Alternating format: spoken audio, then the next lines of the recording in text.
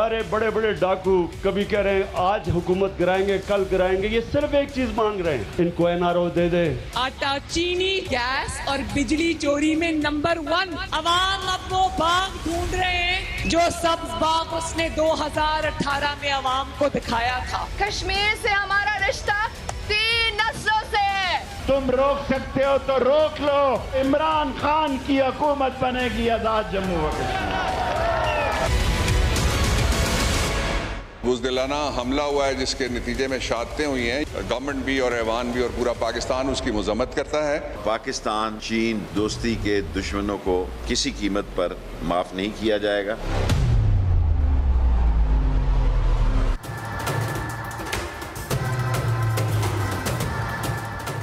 Welcome to news line. मैं हूं doctor Maria Zulfiqar Khan. Viewers, Azad Kashmir में इंतखाबी मुहिम जोबन पर है। तीनों बड़ी सियासी जमातें पूरी ताकत से मैदान में पंजा आजमाई जो है वो जारी रखे हुए हैं। काटदार जुमलों और इल्ज़ामात की बौछार, चोर, डाकू, मोदी की यारी और कश्मीर फरोशी के ताने, हत्ता के पथराव और ज़ाब्ता इखलाक की धज्जियाँ उड़ाने की रवायत जो है वो एक पोलराइज्ड इंतखाबी मुहिम की जो सारे लवाजमात हैं वो पूरी करती जो है वो नज़र आ रही है। माहौल में जिस कदर तनाव है और अभी से इल्ज़ामात का जो माहौल बना हुआ है, क्या पुरअमन इंतखाबात का इनकाद हो जाएगा? और अगर पुरअमन इंतखाबात हो भी जाएं तो नताइज पर हस्बे रवायत इल्ज़ाम तराशी होगी। क्या वजह है कि इंतखाबी मुहिम को एक दूसरे पर कीचड़ उछाल कर और नीचा दिखाकर ही चलाया जाता है? क्या बेहतर सियासी माहौल और रवायात का जो है वो आगाज़ नहीं किया जा सकता? पहले ही सियासी अदम बर्दाश्त रूज पर है, तो इसमें जब इस तरह की चीज़ें होंगी तो फिर आगे जाकर क्या होगा, किस तरह जो है वो ये किस तरफ चीज़ें जो है वो मूव करेंगी, इस पर पहले सेगमेंट में बात करेंगे।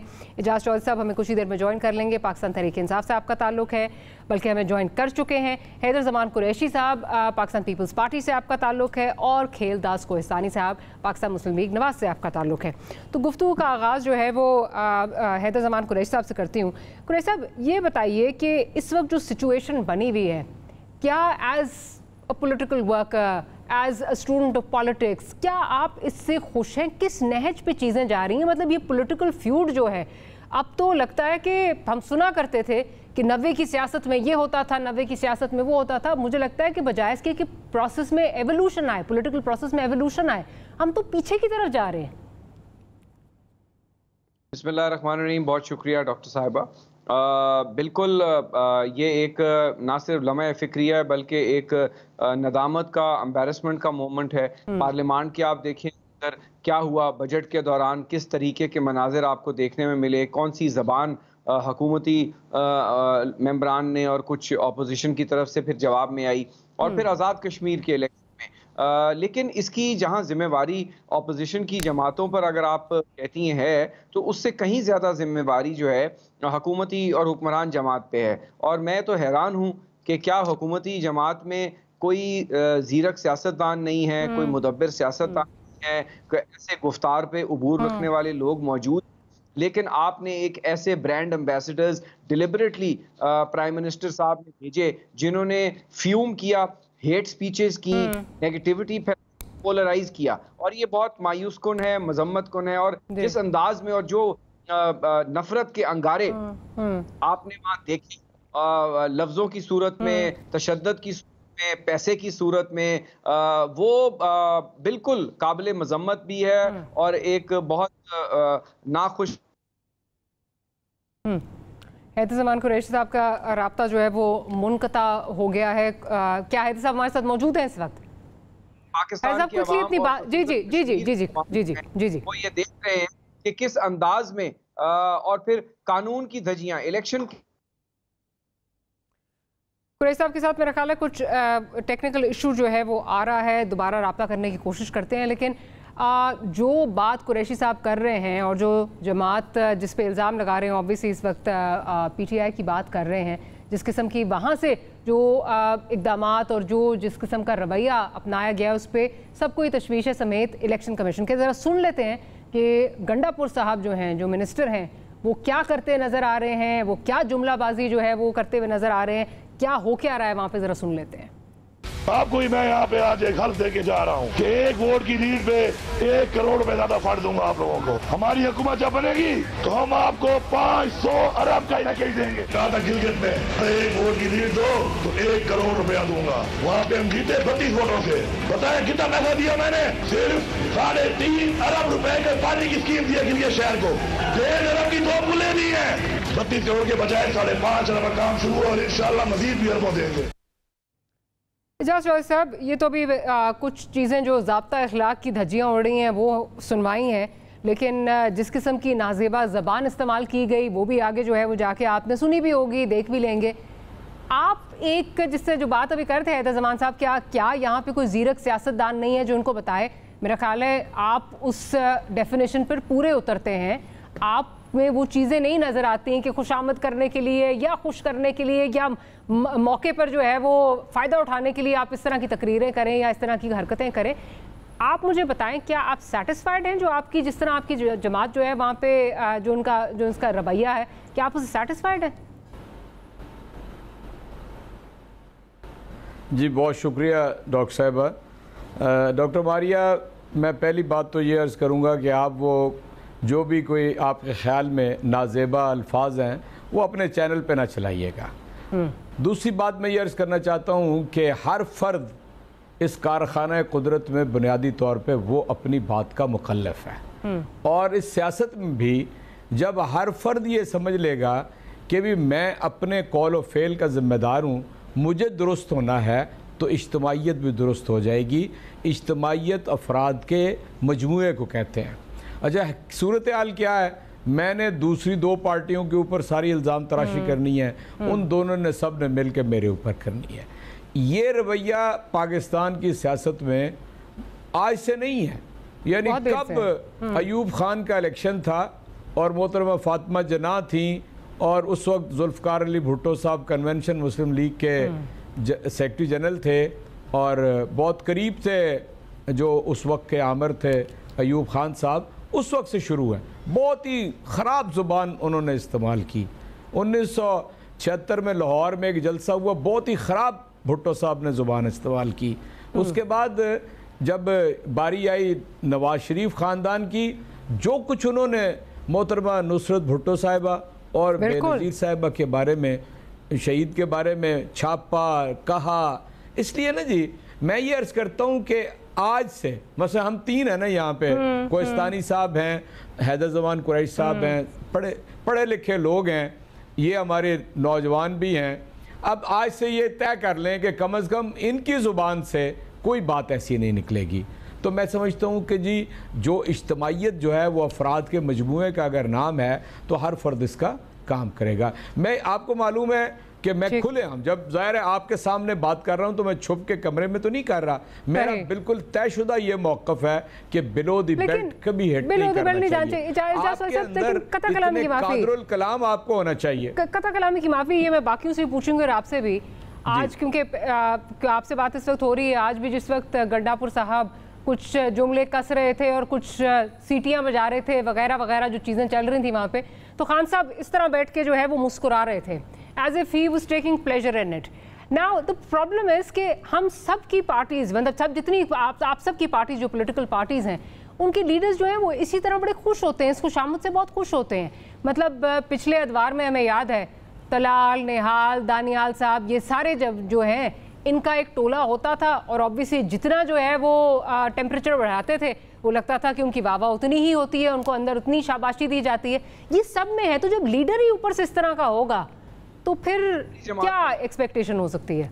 आपकी पार्टी नहीं कुरैश साहब, I agree, I take my words back, these 2 parties, I take my words back.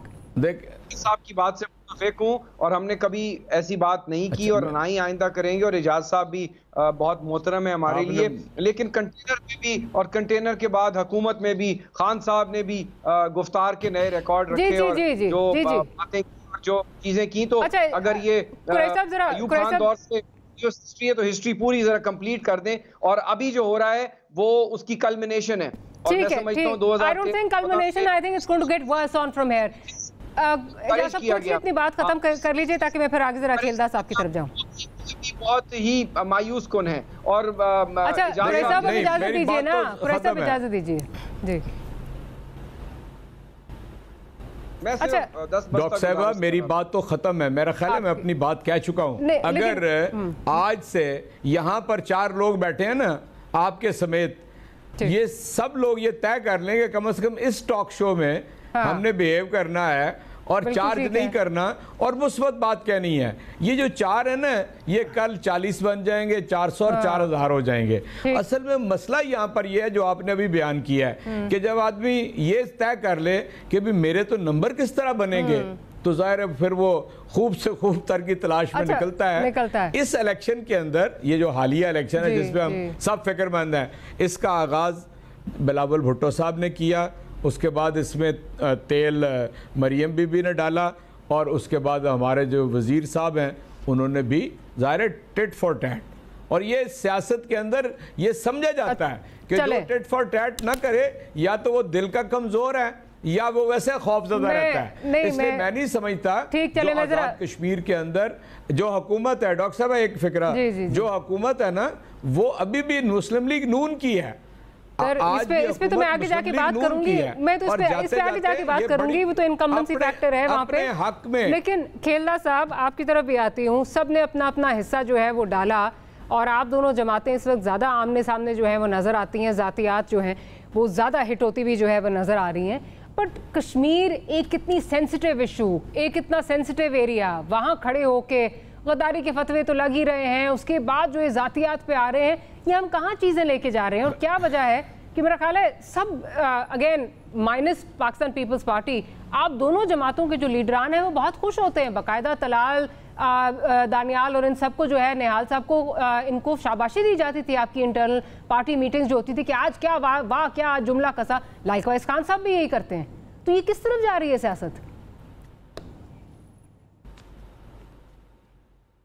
देखें, हमने तो पीपल्स पार्टी और हमने जो पुरानी सियासत थी उसको दफन कर दिया था, जो हमारी तलखियाँ थी वो हमने ख़त्म की थी। फिर COD साइन हुआ मोहतरमा शहीद बेनज़ीर भुट्टो और नवाज शरीफ साहब के दरमियान और हमने जमहूरियत को भी आगे बढ़ाया। बदकिस्मती से उसी के बाद काला कोट पहन के गए थे नवाज शरीफ साहब, उसी के बाद गवर्नर राज भी लगा था, तो कुछ बदला नहीं था, आपस की बात है। ज़ाहिर है अभी भी गलतियां हो रही है और ये हम इनको दुरुस्त करेंगे और जब ये दुरुस्त होगी तभी जब पाकिस्तान में जमहूरियत आगे बढ़ेगी। मैं ये कह रहा हूँ कि वो शख्स आज भी कंटेनर से नहीं उतरा है। आज आप मरियम नवाज साहबा की तकरीर निकालें, उसमें उसने इमरान खान साहब और उसके लिए जो कलमात कहे हैं वो बड़े मैं समझता हूँ जो इक़्तिदार है हमारे खिलाफ, पूर्व मरियम नवाज साहबा ने अपने कारकुनों को पैगाम भी दिया है कि आप कोई इस पे कोई भी कश्मीरी जो है टमाटर ना फेंके।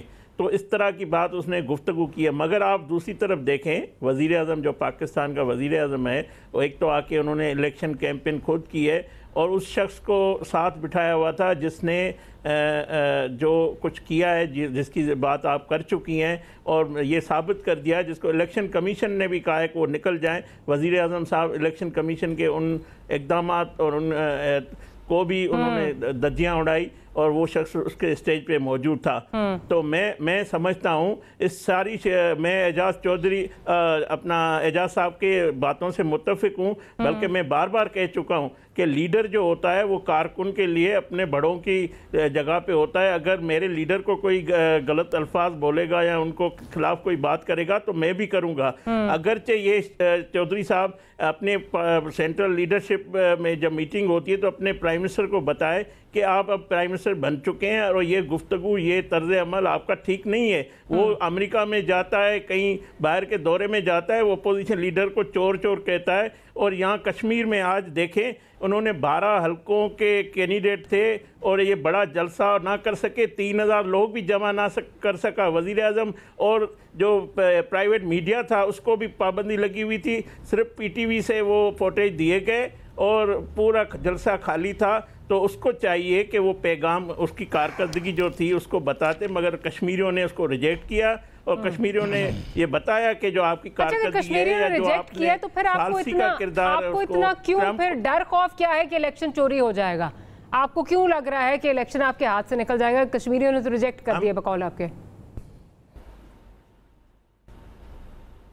देखिए, डस्का की जो धुंध छाई थी और 2018 में भी पहले इलेक्शन शाम 5 तक जब पोलिंग हुई थी, उसके बाद जो RTS बैठ गया था, तो हम ये इनको बताना चाहते हैं। मरियम नवाज साहबा देखें, इस वक्त उसने 18 जलसे किए हैं, 9-10 दिन से वो वहाँ मौजूद है, और जो आज सारे पाकिस्तान के बड़े एंकर है, मीडिया पर्सन है, जो रिपोर्ट्स आ रही है कि मरियम नवाज साहबा ने एक बड़े जलसे और कश्मीरियों के दिल जीत लिए, और सबसे पॉपुलर लीडर जो इस वक्त कश्मीर आज़ाद कश्मीर की इलेक्शन में वो मरियम नवाज साहब उभर के आई है। तो मैं समझता हूँ माजरत के साथ खेलदा साहब भी है, एक जुर्रत का किरदार भी है। वो जो बात जलसे का जो फिगर है, जो नंबर है, क्या वो पैमाना है एक सक्सेसफुल इसका इलेक्शन का? या क्योंकि फॉर दैट मैटर अगर आप कराची में देखें, जमात इस्लामी इतने बड़े बड़े जलसे करती है, they don't translate into votes. तो मैं वो पूछ रही हूँ, पैमाना क्या है कि जलसा बड़ा हो गया तो वो वोट ज्यादा आएंगे? क्या ये पैमाना है? किस तरह आप ये भी कह सकते हैं? परफॉर्मेंस पे आप अपनी बात नहीं कर रहे हैं, आप जलसों की बात कर रहे हैं। देखिए, ये पहली जो नहीं, मैं इलेक्शन में देखो ना, जब जलसे होते हैं अवाम का जो मूड होता है उसका पता लगता है कि अवाम क्या चाह रही है। तो बात ये जो आप कह रही है कि आप कह रहे हैं कि ये इलेक्शन हमें पता है कि हमें 2 इलेक्शन है हमारी चुराने की कोशिश की गई। अब मरियम नवाज साहबा ने इनको बार बार ये कह रही है आप हमारे वोट को चुराएंगे तो हम खामोश नहीं रहेंगे। जिस तरह डस्का में हमने वापस अपना वोट लिया, अपने वोट की इज्जत दिलाई, तो वो वोट को इज्जत दिलाने वहाँ गई हुई है। और मैं समझता हूँ राजा फारूक हैदर साहब ने वाजे कर दिया है कि आज़ाद कश्मीर इस्लामाबाद से इतना दूर नहीं है जितना जीबी दूर था। तो हम इनको बताना चाहिए कोई ऐसी हरकत की गई, RTS बिठाया गया, धुंध लाई गई, तो ये अब हम कबूल नहीं करेंगे। हम साफ सफा इलेक्शन चाहते हैं। अवाम जिस तरह जलसों में हमें सपोर्ट कर रही है, इसी तरह वोट में भी हमें सपोर्ट करेगी। तो हम वो बिल्कुल, हमें पता है कि ये। चलिए खेलदा साहब, मुझे एक छोटी सी ब्रेक लेनी है, इस गुफ्तगू को आगे जारी रखेंगे। छोटी सी ब्रेक लेते हैं, ब्रेक के बाद दोबारा हाजिर होंगे।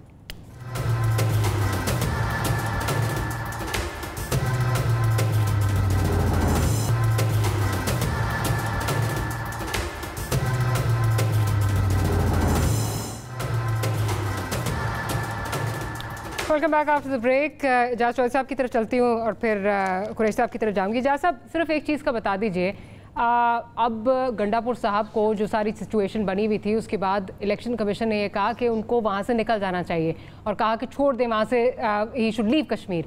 उसके बावजूद प्राइम मिनिस्टर साहब उसी स्टेज पे बैठे हुए हैं, उनकी बातों को एंजॉय भी कर रहे हैं, वो तकरीरें कर रहे हैं, वो इसी तरह जिस तरह चीज़ें पहले चल रही थी। क्या प्राइम मिनिस्टर साहब के लिए इलेक्शन कमिश्नर की जो अहकामात हैं उनकी कोई वैल्यू नहीं है? देखिए डॉक्टर साहब, ये तो इलेक्शन कमीशन अपनी कार्रवाई जारी रखेगा। जो रिस्क लेने होते हैं सियासत में, वो इसका एक रास्ता तो है ही।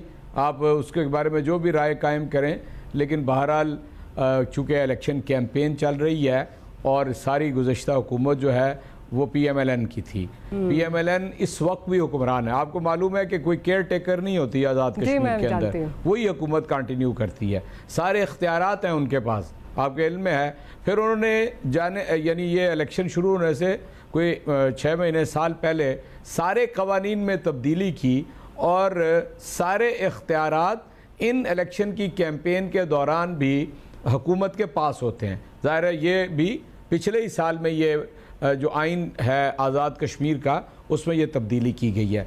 इसलिए मैं समझता हूँ कि जो दूसरी पार्टियाँ हैं उनको पूरा हक है कि वो अपनी कैंपेन वहाँ पर चलाएं।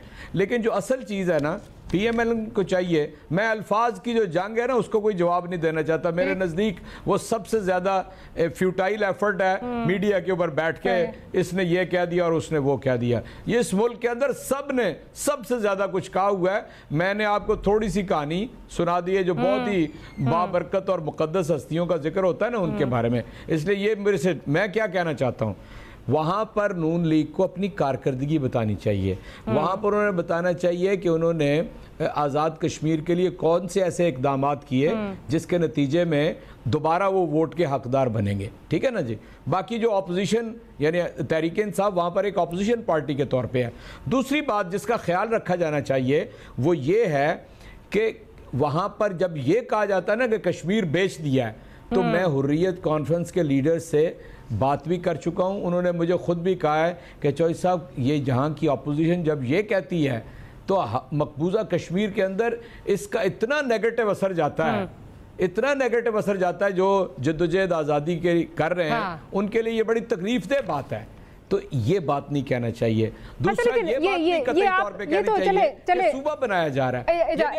जैसा कथा कलावी की माफी चले, ऑपोजिशन पार्टी तो है पीटीआई इस वक्त, लेकिन ऑब्वियसली इस वक्त सेंटर में गवर्नमेंट भी है और एक ओनस आता है प्राइम मिनिस्टर पे। खैर आप कह रहे हैं कि नहीं वो सुन रहे हैं, इलेक्शन की अपनी डायनामिक्स होती है, लेकिन मुझे ये बताइए जो गद्दारी के फतवे एक दूसरे पे आप सारे लगा रहे हैं, आज ये तो बता दें कि कौन बेच गया है कश्मीर को? मतलब आप कहते हैं वो बेच गए, वो कहते हैं आप बेच गए, आज ये फैसला हो जाए, तीनों बैठे हैं, किसने बेचा? देखिए ना, आज कह रहे हैं, मैं आपसे अर्ज करता हूँ डॉक्टर साहिबा, मैं तो आज आपको कहता हूँ, आज कौन कह रहा है? ज़ाहिर तहरीक इंसाफ तो नहीं कह रही ना, मैं उनका जिक्र कर रहा हूँ, या ये सूबा जी बनने जा रहे हैं, ये कौन कह रहा है? मैं उनका जिक्र कर रहा हूँ। ज़ाहिर पीएमएलएन इसको उठा के फिर रही है, और ये सारे मुझे समझ नहीं आ, आज तक मुझे पीएमएलएन की समझ नहीं आई, यानी एक ऐसे लीडर की पैरवी कर रहे हैं जो एपेक्स कोर्ट से 2 दफा कन्विक्टेड है। मैं जरा हैदर जमान, चले मैंने सेगमेंट क्लोज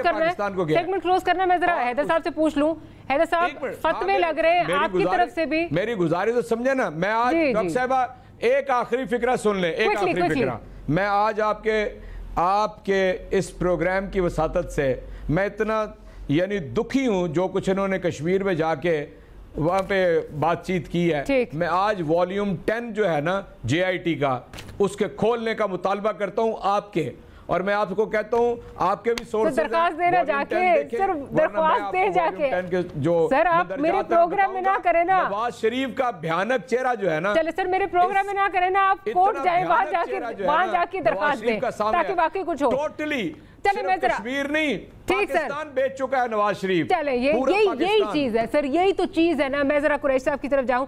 कुरैशी साहब, अब यही बात मैं पूछना चाह रही थी, कौन बेचा है, किसने बेचा है पाकिस्तान, किसने बेचा है कश्मीर, कितने में बेचा है, कितनी कमीशन ली है, ये आज फैसला हो जाए किसने किया है। हम तो तंग आ गए हैं सुन के, और एक ऐसे सेंसिटिव टाइम पे जहां पूरी दुनिया की इस वक्त जो आपकी हॉस्टाइल एजेंसीज हैं उनकी प्रॉक्सीज आपके खिलाफ जो है वो काम कर रही हैं, आप कश्मीरी सॉइल पे खड़े होकर एक दूसरे पे ये इल्जामबाजी कर रहे हैं।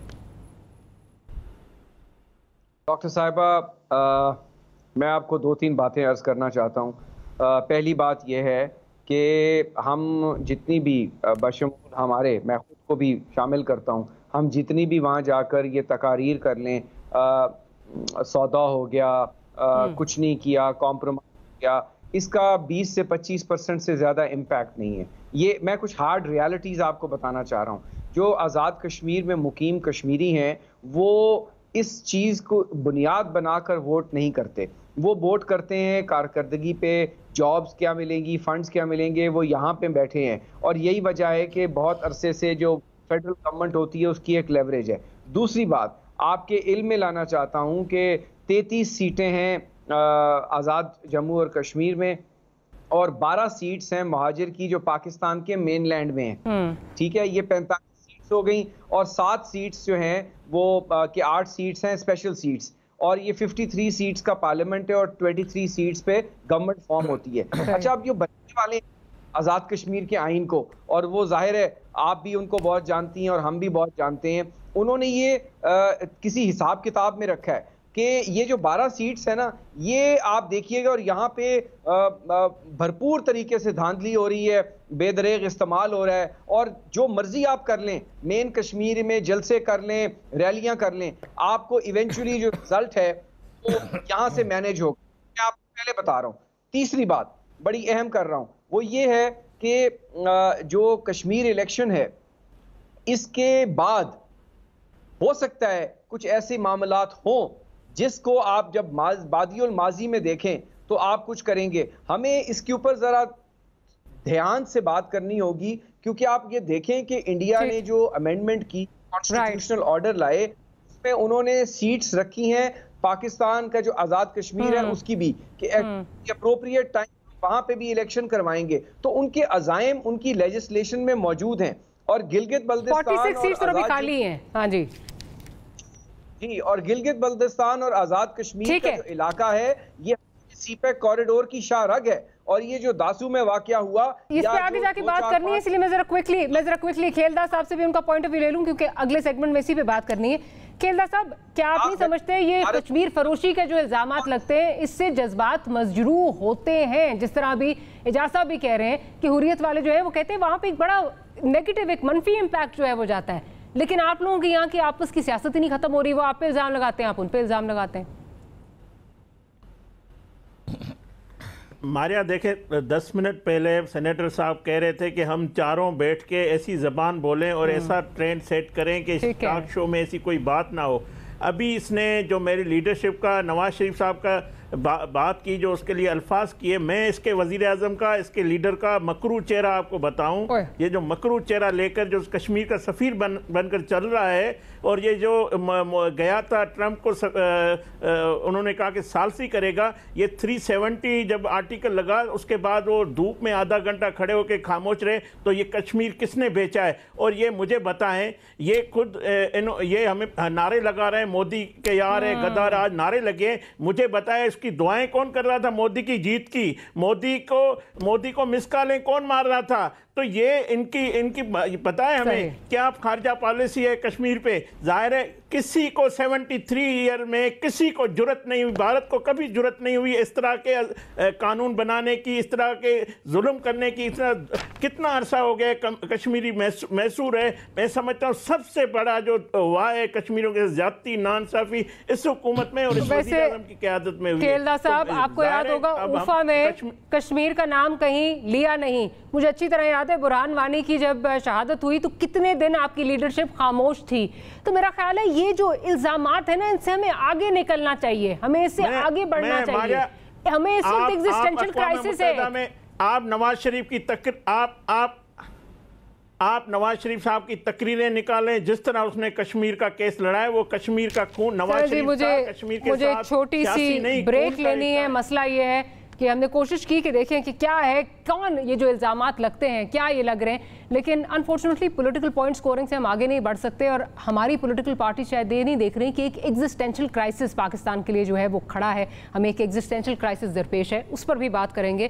That and much more right after short break.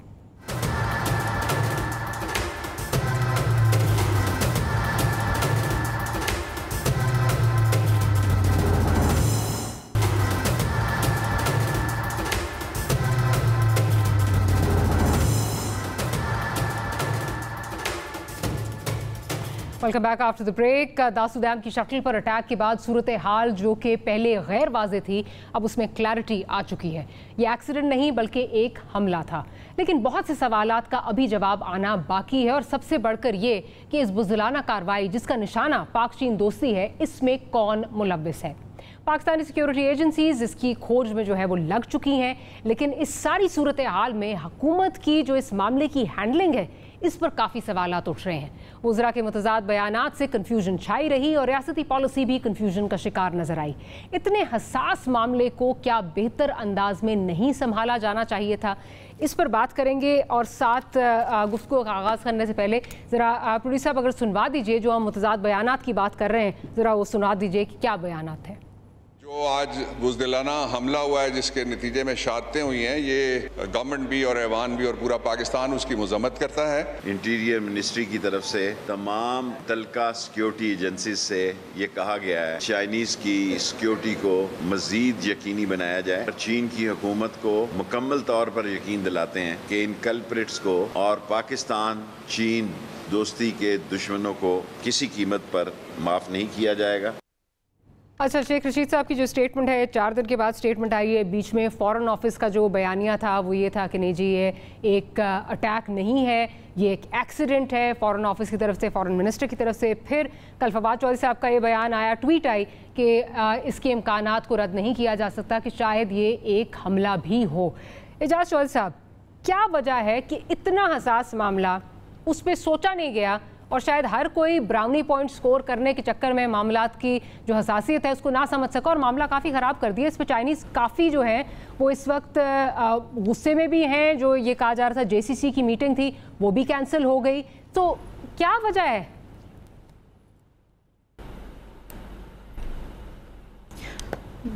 Doctor Maria, कोई वो मकरू चेहरे के ऊपर ना थोड़ी सी बात कर ली जाए अगर नहीं, मेरा ख्याल है सर बड़ी ज़रूरी है कि इस पे ज़रा आगे आ जाए। ये हमारे लिए एक एग्जिस्टेंशियल क्राइसिस बना हुआ है जो हमारा इशू चल रहा है। असल में पाकिस्तान में मकरू चेहरे को बेनकाब करना बड़ा सख्त ज़रूरी है। सुप्रीम कोर्ट ने नाअहल करार दिया और कहा कि ये बददियानत है और झूठा है। फिर सुप्रीम कोर्ट ने एजाज साहब, is this your way of deflecting from the issue here? 7 साल और 10 साल कि इतना बड़ा इशू है और आप उस पे लगे हुए हैं। एजाज साहब, मैं आपसे तो एक्सपेक्ट नहीं कर रही थी सर हकीकत मुझे बताइए ना। ये तो मतलब चीन के साथ आपका फ्यूचर जुड़ा है और आप उस पे जो उसकी सेंसिटिविटी को रियलाइज ना करते हुए एक वजीर कुछ दूसरा वजीर कुछ। देखिए, मैं अर्ज करता हूँ, मैं आपसे अर्ज करता हूँ, इसलिए ज़रूरी है कि जो मफरूर हो गए हों पाकिस्तान से, चेहरे उनके मकरू होते हैं और मैंने ये हकाइक की बुनियाद पर, दलाइल की बुनियाद पर कहा है। दूसरी बात, अब आप कह रही हैं कि जो खामोश रहे, मेरी बात में ना बोलें भाई। शहबाज शरीफ भी मकरू चेहरे वाला है और नवाज शरीफ भी मकरू चेहरे वाला है, समझ लगी? उन अदालतों ने उनको ये सारा कुछ कहा, मैंने नहीं कहा। अगर ये अल्फाज आप बोलते रहेंगे तो फिर आप भी नहीं। अच्छा चले, मेरा ख्याल है माजरत के साथ मुझे इस पे गुफ्तगू नहीं करनी है। मेरे मुल्क का एग्जिस्टेंशियल क्राइसिस है। हैदर ज़मान कुरैशी साहब की तरफ चलती हूँ। कुरैशी साहब, ये क्या है? एक वजीर कोई बात करता है, दूसरा कोई बात करता है, तीसरा कुछ करता है, JCC कैंसिल हो जाती है यहाँ पे। कोर्ट का फैसला बड़ी माजरत के साथ इतने इम्पोर्टेंट मामले को छोड़ के आप पॉलिटिकल पॉइंट स्कोरिंग कर रहे हैं माजरत के साथ। इजाज़त, मुझे अनफॉर्चुनेटली कुरैशी साहब की तरफ जाना पड़ेगा। रिकॉर्ड दुरुस्त कर रहा हूं। जी सर, ठीक है। डॉक्टर मारिया, मैं तारीख का रिकॉर्ड जी सर, ठीक है। आप इस मामले पे बात नहीं करना चाहते, ठीक है सर। सर, आप इस मामले पे बात नहीं करना चाहते, मैं समझ गई। एग्जिस्टेंशियल हमारे मुल्क का क्राइसिस है, आप नहीं बात करना चाहते। कुरैशी साहब की तरफ चलती हूँ। देना बहुत सख्त जरूरी था। चले, मैं कुरैशी साहब की तरफ जा रही हूँ। ठीक है सर, आपका जवाब आ गया। सर, आपका जवाब आ गया। सर, आपका जवाब आ गया। कुरैशी साहब की तरफ चलती हूँ। कुरैशी साहब, जिस तरह ये हैंडलिंग हुई, ये इसी तरह होना चाहिए था। This is exactly the kind of a situation room a scenario जो आपने बताया है. After the fallout of Afghanistan, after what India did in Ladakh, after what India is aiming and other enemies of the state of Pakistan, तो वो CPEC को sabotage करना चाह रहे हैं. उनको हर वक्त पाकिस्तान की ग्रोथ, तरक्की, स्टेबलाइजेशन और फ्यूचर पे प्रॉब्लम है और इकोनॉमिक और रीजनल जो पाकिस्तान प्लेयर बन सकता है उस पोटेंशियल को वो निप करना चाहते हैं. वो हर बार आजमाते हैं. वो हमारे दोस्तों से हमें प्रेशराइज कराते हैं, हमें लालच दिलवाते हैं और जब वो सब चीज़ें फेल हो जाती हैं तो वो इस किस्म के हमले करते हैं. अब इस किस्म की सिचुएशन में, और जो आपने ये बात बताई है, मैं आपको दयानतदारी से बता रहा हूं कि Chinese government and Chinese people are very very disturbed and angry और उनमें गुस्सा पाया जाता है. क्यों? क्योंकि ये एक सिक्योरिटी लैप्स था, क्योंकि there was a failed response, confused response.